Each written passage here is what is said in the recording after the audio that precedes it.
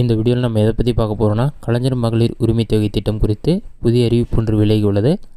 அது என்ன என்பதை பற்றியும், மகளிர் உரிமை தொகைக்கான அப்ளிகேஷன் ஸ்டேட்டஸ் எப்படி ஆன்லைனில் செக் பண்ணுறது என்பதை பற்றி தான் இந்த வீடியோவில் நம்ம டீட்டெயிலாக பார்க்க போகிறோம். ஃபஸ்ட்டு தற்போது வெளியான அறிவிப்பு என்ன என்பதை பற்றி பார்க்கலாம். இதுதான் தற்போது வெளியான அறிவிப்பு. மேல்முறையீடு செய்தவர்களுக்கும் மகளிர் உரிமை தொகை வழங்கப்படும் சொல்லியிருக்காங்க. கலைஞர் மகளிர் உரிமை தொகை கோரி மேல்முறையீடு செய்தவர்களில் 1,48,000 விண்ணப்பங்கள் ஏற்றுக்கொள்ளப்பட்டுள்ளதுன்னு சொல்லியிருக்காங்க.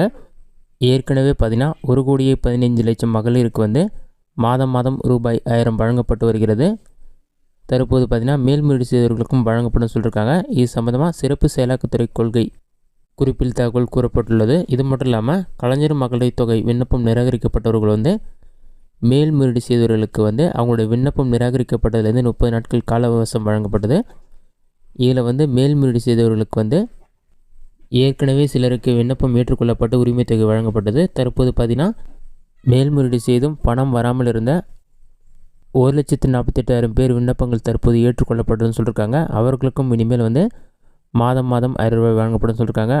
மகளிர் உரிமை தொகைக்கான ஸ்டேட்டஸ் நீங்கள் செக் பண்ண நினச்சிங்கன்னா கூகுள் சர்ச்சில் போயிட்டு KMUTன்னு சொல்லி டைப் பண்ணுங்கள். அந்த மாதிரி நீங்கள் டைப் பண்ணி வைக்க கொடுத்தீங்கன்னா ஃபஸ்ட் எடுத்துனே KMUT.TN.gov.in தமிழ்நாடு கவர்மெண்ட் போர்ட்டல் சொல்லியிருக்கும். அந்த வெப்சைட் செலக்ட் பண்ணுங்கள். அந்த வெப்சைட் நீங்கள் செலக்ட் பண்ண ஒரு 5 செகண்ட்ஸ் லோட் ஆகும். லோடாகி கம்ப்ளீட் ஆன பிறகு இந்த மாதிரி ஒரு பேஜ் ஓப்பன் ஆகும். இதிலே கலைஞர் மகளிர் உரிமை திட்டம் சொல்லியிருக்கும். இதெல்லாம் நீங்கள் செக் பண்ணி பார்த்துட்டு பாட்டமில் ஸ்க்ரோல் பண்ணுங்கள். இதில் பார்த்தீங்கன்னா உங்கள் விண்ணப்பத்தின் நிலையை அறியன்னு ஒரு ஆப்ஷன் கொடுத்துருப்பாங்க. அந்த ஆப்ஷனை நீங்கள் செலக்ட் பண்ணுங்கள். அதை நீங்கள் செலக்ட் பண்ணோன்னே அதிகாரிகள் உள்நுழைவு ஒரு ஆப்ஷன் இருக்கும். பக்கத்துலேயே பொதுமக்கள் உள்நுழைவுன்னு ஒரு ஆப்ஷன் இருக்கும். பொதுமக்கள் உள்நுழைவை செலக்ட் பண்ணிவிட்டு உங்களுடைய ஆதார் கார்டு நம்பரை என்டர் பண்ணிவிட்டு OTP அனுப்பும் ஆப்ஷனை கிளிக் பண்ணிங்கன்னா உங்களுடைய ஆதார் கார்டு கூட ரெஜிஸ்டர் பண்ண மொபைல் நம்பருக்கு 6 நம்பர் கொண்ட OTP வரும். அந்த OTP நம்பரை பார்த்து அப்படியே கரெக்டாக என்டர் பண்ணுங்கள். OTP என்டர் பண்ண பிறகு கேப்சா இருக்கும். அதை பார்த்து அப்படியே டைப் பண்ணிவிட்டு சப்மிட் ஆப்ஷனை கிளிக் பண்ணிங்கன்னா ஒரு 5 செகண்ட்ஸ் லோட் ஆகும். அது லோடாகி கம்ப்ளீட் ஆன பிறகு ஒரு 5 செகண்ட்ஸ்லேயே பார்த்தீங்கன்னா உங்களோட டீட்டெயில்ஸ் ஷோ ஆக ஆரம்பிச்சிடும். சப்மிட் ஆப்ஷனை கிளிக் பண்ணுங்கள்.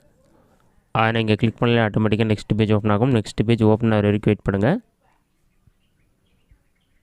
நெக்ஸ்ட் பேஜில் பார்த்தீங்கன்னா ஆதாரில் உள்ளபடி உங்கள் விவரங்கள் சொல்லிவிட்டு ஃபஸ்ட்டு உங்களோட ஃபோட்டோ இருக்கும். உங்களோட ஆதார் கார்டில் இருக்கும் மாதிரி உங்களோட நேம், ஆதார் கார்டு நம்பர், உங்களுடைய father name, date of birth, இந்த மாதிரி எல்லா டீட்டெயில்ஸுமே கொடுத்துருப்பாங்க. ஃபஸ்ட்டு ஆதார் கார்டில் இருக்க டீட்டெயில்ஸ் இருக்கும். அதுக்கு நீங்கள் அப்ளிகேஷன் ஃபார்மில் கொடுத்த டீட்டெயில்ஸ் எல்லாமே இருக்கும். உங்களுடைய name, address, mobile number, ration card number, ration கடை எண், இது எல்லாமே கொடுத்துருப்பாங்க.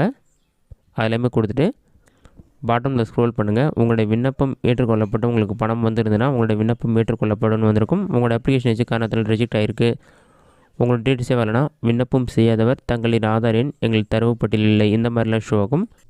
இந்த மெத்தடை பயன்படுத்தி அப்ளிகேஷன் ஸ்டேட்டஸ் நீங்கள் செக் பண்ணி பார்த்துக்கொள்ள முடியும். இதுதான் மகளிர் உரிமை திட்டம் குறித்து வெளியிட முக்கிய அறிவிப்பு. இந்த வீடியோ உங்களுக்கு யூஸ் ஆகணுங்கிறேன். இந்த வீடியோ பிடிச்சிருந்த லைக் பண்ணுங்கள். வேறு டவுட் இருந்தால் கமெண்ட் பாக்ஸில் கமெண்ட் பண்ணுங்கள்.